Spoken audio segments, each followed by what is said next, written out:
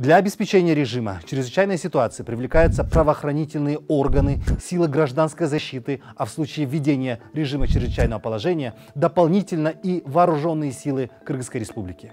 В условиях чрезвычайной ситуации и чрезвычайного положения правоохранительные органы имеют право требовать от граждан соблюдения общественного порядка, проверять у граждан документы, удостоверяющие личность, если имеются достаточные основания подозревать их в совершении нарушения.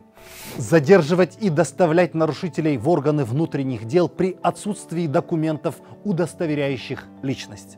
Провести изъятие предметов и других вещей в соответствии с Кодексом Кыргызской Республики о нарушениях.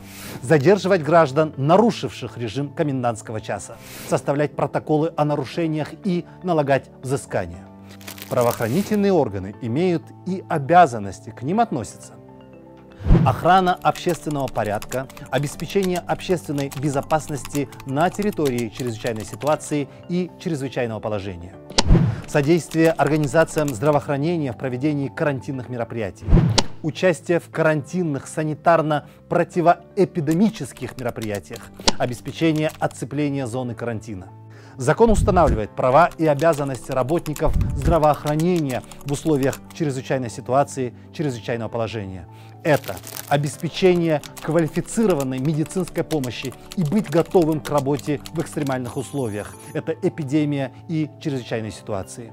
Проведение диагностики и лечения заболеваний, предоставляющих опасность для окружающих. Проведение мероприятий по профилактике инфекционных заболеваний, вплоть до помещения больных на принудительную обсервацию. Соблюдение санитарно-гигиенических противоэпидемических норм.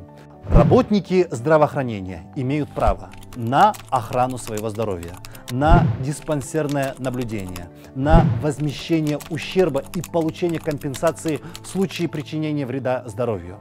При работе в условиях чрезвычайной ситуации и чрезвычайного положения врачи должны быть обеспечены средствами индивидуальной защиты. Одной из главных обязанностей врачей является сохранение врачебной тайны.